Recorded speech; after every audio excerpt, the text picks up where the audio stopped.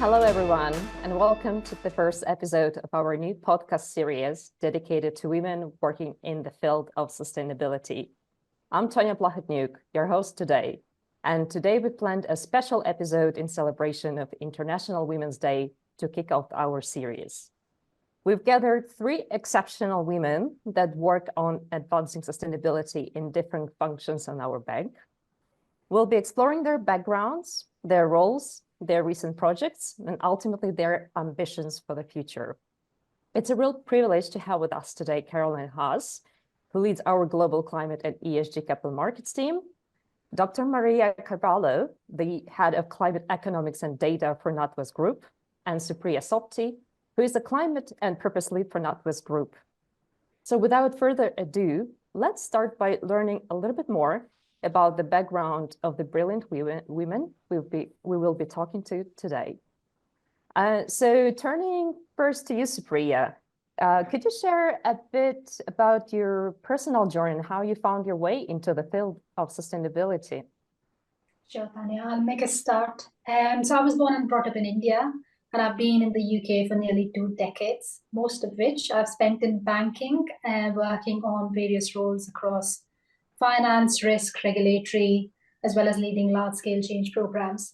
My journey in sustainability started in 2019 when I picked up the role of climate reporting for NatWest Group. And since then, the role has grown, and now I deal with climate measurement, transition planning, as well as wider sustainability agenda. Perfect. Thank you. Thanks, Supriya. And yourself, Caroline? I think I've had sort of an interesting journey. I started out in finance, very hardcore balance sheet restructuring, looking at M&A transactions, financing those globally, which then led to a career break where I got very involved in the third sector, spent a lot of time looking at social programs, particularly in disadvantaged neighborhoods in London, and helping those education programs for children in the primary school sector. Everything from, looking at math programs, science programs, to music. And I think that, gave me I'd say definitely an inside look of what goes on a day-to-day basis. As I was thinking of returning to this wonderful industry, I raised the question in an interview with NatWest. What are you doing in sustainability and ESG? I think they were almost shocked that someone who'd been out of the industry for so long was actually so interested in the topic. I had the advantage also of joining an advisory council on biodiversity. And so I think I was very attuned to that. My chemistry degree helps, and we spend a tremendous amount of time in nature generally as a family. So I would say the combination of these things have really helped me obviously now build out in a more professional perspective, and actually helping our customers develop their own strategies around climate and ESG. Brilliant. Thank you, Caroline. And Maria, over to you. I smile at some of the intersections. So I also was born up in India, and I grew up in Saudi Arabia and Canada. And each time I was very passionate about international development as a child, and that's what I did in my undergrad. And in fact, so Caroline and I went to the same undergrad in Canada. And when I left that undergrad, when you do international development, you go in there thinking you're going to save the world, and you leave there thinking anything you do is going to be compromised. So I needed something that was a lot more black or white, or dare I say green and brown, on clear of what's right or wrong to do. And I did a master's at LSE in 2006, which was actually the time when Lord Nicholas, well, at that time he was Sir Nicholas Stern, presented the Stern Review, which is a very groundbreaking report that took climate change out of a purely science focus on international cooperation into a policy focus. And I was privileged enough to see it being presented. And that really kicked it out for me in my master's. And I've been working on climate change ever since, in terms of looking at and tracking climate financial flows into the developing world, and then thinking about what government policy is doing in terms of enabling decarbonization. And so I went to do my PhD in that, and at LSE back again. And then after that, I worked in consulting for different climate solutions companies. So this is actually I call myself more of a real economy decarbonization expert, and the bank has been kind enough to hire me in. And it's been a really great role in being able to work with Supriya and Caroline in thinking about how does a bank shift its balance sheet to enable real economy decarbonization. Thank you so much, Maria. And it's really, really fascinating to hear from the three of you. And if I can just ask you to tell us a bit more about your current role, and especially what inspires you about your day-to-day, and how does your role fit into the wider sustainability ecosystem right now, which is massive, really. So maybe Caroline, starting from you. Yeah, no, thank you, Tonia. I guess I have the great pleasure of leading a great team who is very much made up of a much younger generation than myself and who is passionate about this topic. So I would say that is probably my inspiration every day. We have two children who are just starting university who make it very apparent why this is such an important piece of the puzzle and what we need to do. So I think my job on a day-to-day basis deals with our customers and how they actually embed climate and ESG into their ongoing strategies. What does their decarbonization pathways look like? And most importantly, how we can support them through various funding, financing, derivative transactions. And really, once you get into the financial materiality of this, it actually starts to hit home. And so we spend a lot of time actually talking to their senior management. I presented to some of these boards on why they should care about this. And, you know, as much as we should talk about it from a philanthropic point of view and why it's important sort of for our own individual purpose, I think at the end of the day, this is going to affect every company, every sovereign, every financial institution, and to be honest, every consumer. As we look forward. And the more you can actually bring that home to them from a financial perspective, the more actually people start to embed this for the long term.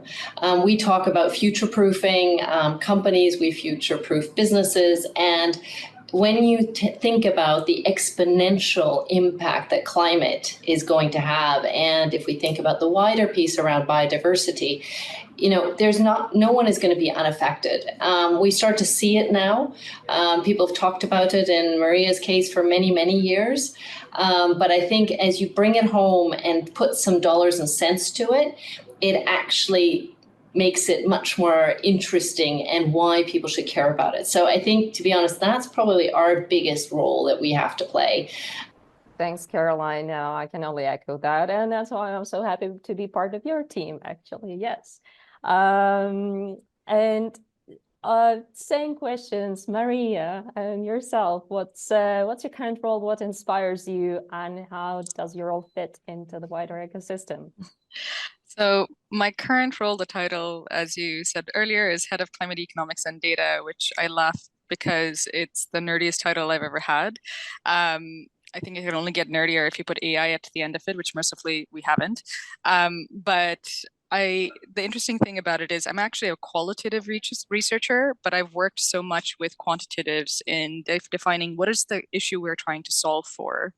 How do we assess? I normally am the front runner in speaking to external stakeholders, internal stakeholders to really understand and define the question. And then I work with quants on how do we figure it out in terms of data. I've been doing a lot of research where we have that kind of relationship. So I'm aware of some of the data sets and also the external governance that shape basically both governance on climate and how it leads to what we need to externally disclose and what are the expectations, and then helping internally think through where can we help, in this case, actually form the data sets, I would say, both at the customer level and then at the top-down level to think through very strategically how can we answer the questions we need to answer. So I'd say I'm more of a strategic advisor. I work with Supriya, in the top-down level. I work with the teams that work with our customers, and it's really thinking through how you bring through answering the key questions we need to be able to answer. I would say roughly it is, what are the activities or financing we need to stop doing because it just goes way out of not supporting the climate transition? What are the ways in we can assess new players or new solutions and what should be our strategic approach towards that, and then how do we support our existing customers in accessing those solutions in a way that works for them. And what has been heartening is I can see that from a real economy decarbonization perspective. What I've really benefited from being in the bank is actually thinking about how finance thinks. And that's actually been a very humbling exercise. I think I have a lot to say now to externals who think that this is easy, about actually these are the things you need to appreciate about fiduciary duty, about risk taking, about responsibility, and doing it in a responsible way, to help kind of navigate that internal and external expectations about how we answer the questions we need to answer and develop solutions that actually work both for what our strategic ambition is on climate and then also for our customers. Thank you so much, Maria. And Supriya, over to you.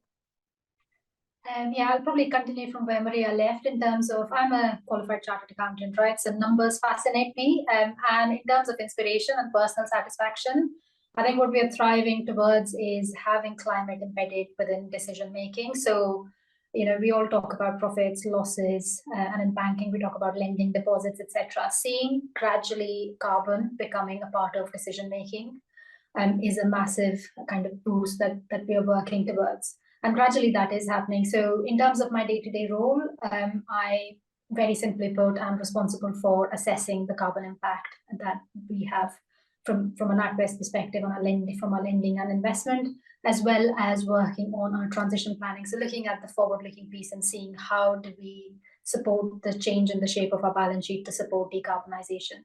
I'm working with Caroline's team as well as other business teams, providing them data so we can embed climate within the decisions we make, within the conversations we have with our customers, and help them to decarbonize and in turn decarbonize our own balance sheet.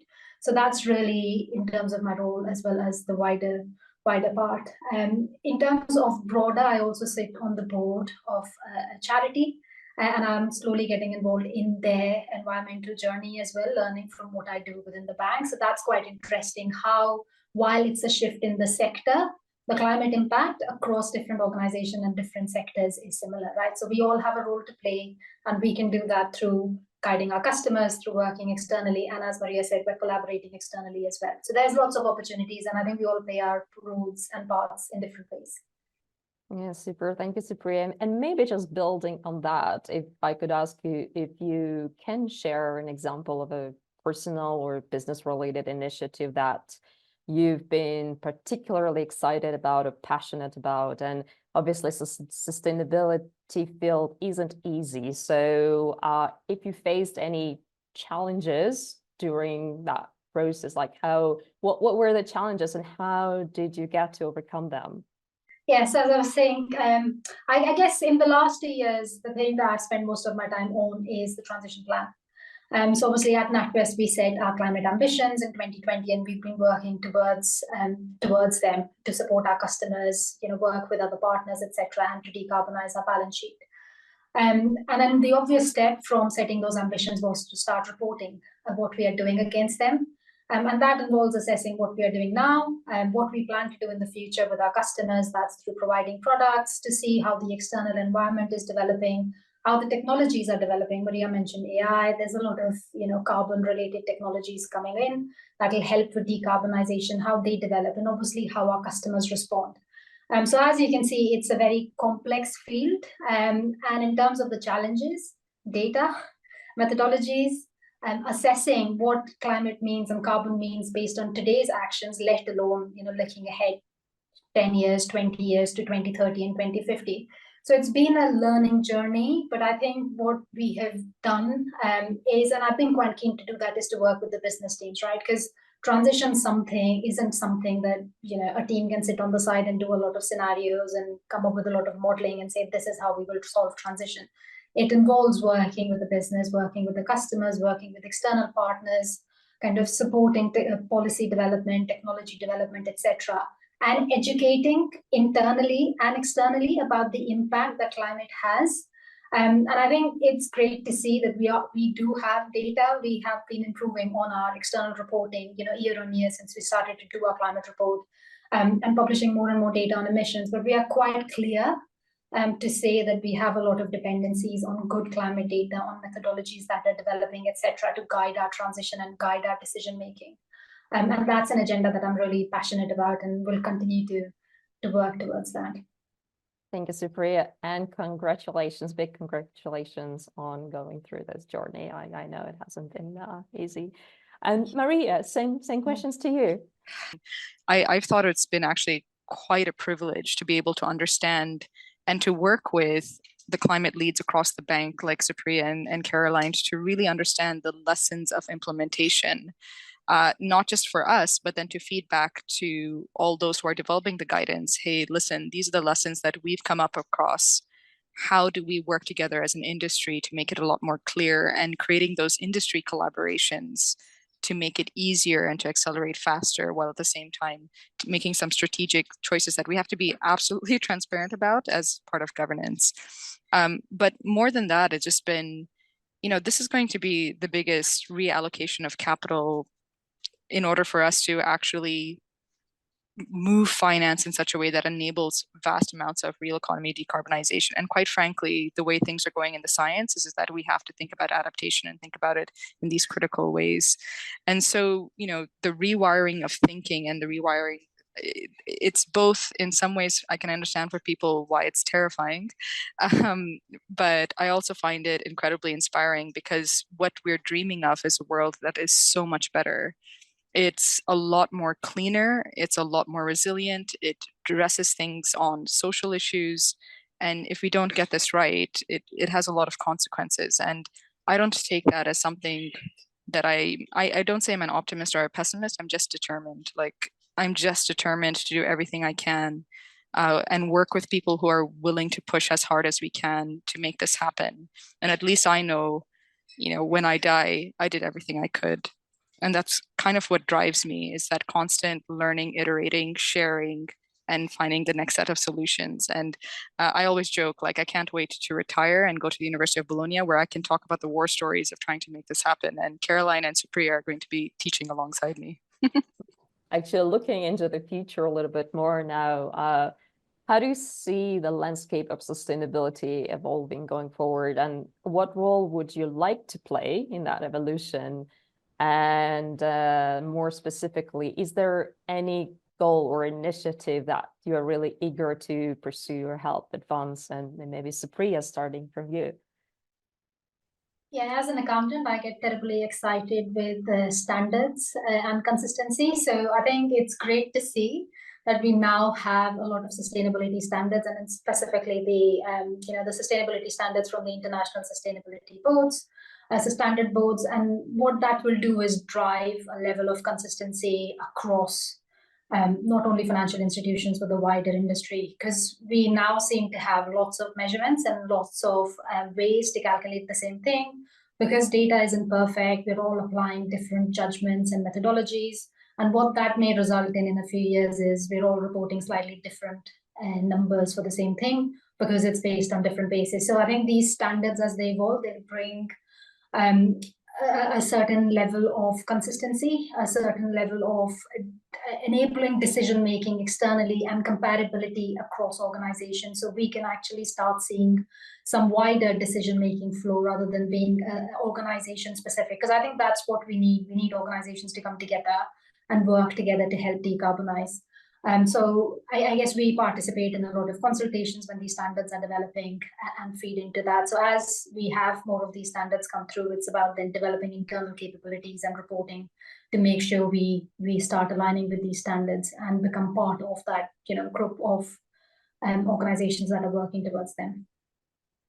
Yeah, thanks so much, Supriya. As a chartered accountant, I can definitely relate to that. People always ask me how come I'm so excited about accounting and sustainability standards, but here I am, can totally share. Can't help ourselves. And on that note, perhaps Caroline, what about yourself? What's your ambition for the future? So, it's interesting when you think about where we've come from, and there was sort of that more generic kind of term ESG, which was quite nebulous, to be honest. At the end of the day, it's a metrics.